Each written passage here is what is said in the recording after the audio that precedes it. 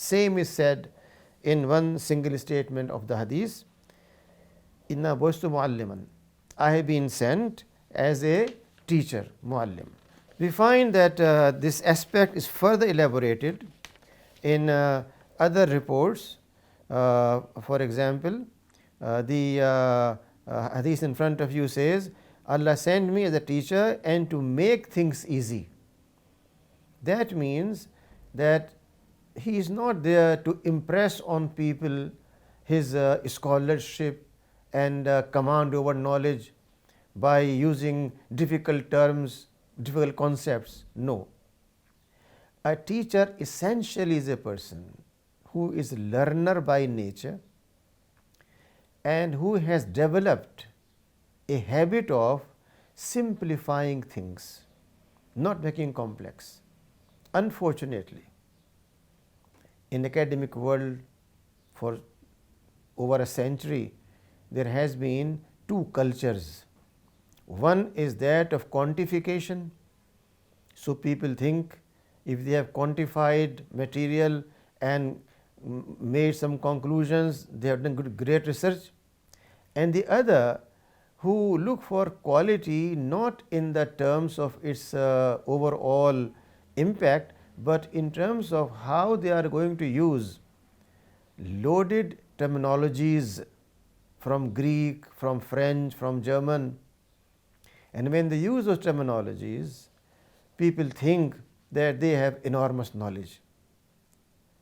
Prophet as educator, the hadith says, I have been sent to make things simple, because the objective of teaching is not to address two students who can follow those terms, but majority of them who should be able to understand things in a simple manner. Similarly, in the next hadith we find another important aspect which says, verily I have been sent to perfect righteous character, islah of akhlaq, tehzeeb of akhlaq, taskhif of akhlaq, which means that the basic role of a teacher is ethics and morality practiced as well as inculcated. Therefore, the Quran tells us, next slide please, that the Prophet, peace be upon him, is at the highest level of akhlaq. وَإِنَّكَ لَعَلَىٰ خُلُقٍ عَظِيمٍ, which means that if you want to see highest level on which a human being can reach in his treatment with people, dealing with them, in his transactions, then the model in front of you is that of Prophet, peace be upon him. By the way, Islam never says that this model of akhlaq and politeness and knowledge and humbleness is only for Muslims. The Prophet himself has been called in the Quran kafatan linnas, for the whole of humanity. The Quran has been defined as the book hudan linnas.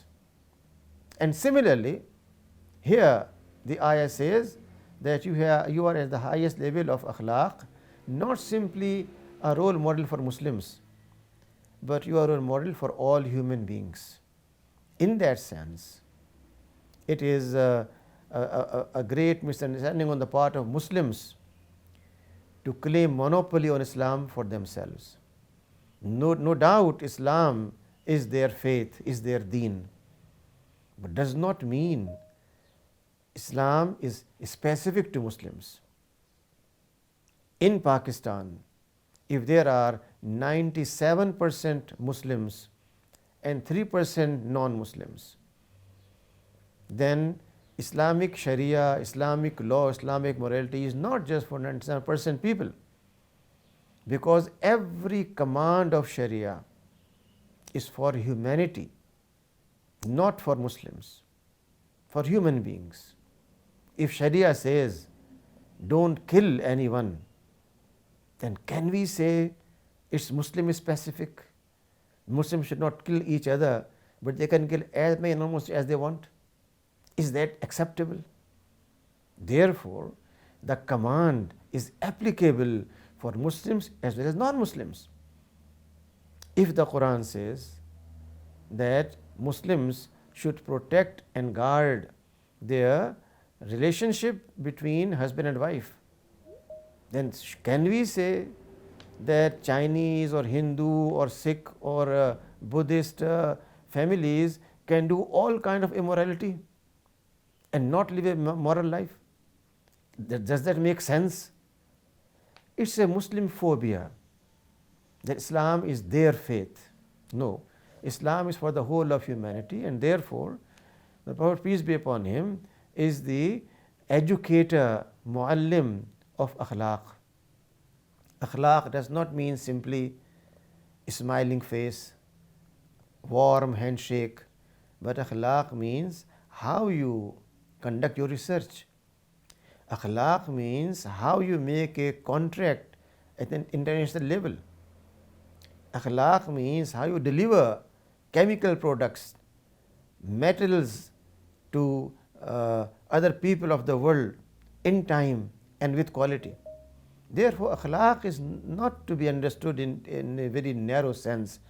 When the Quran says you are at the highest level of akhlaq, it means that in all matters, in all transactions, his behavior is most appropriate, most ethical, most befitting, and a role model for all of us.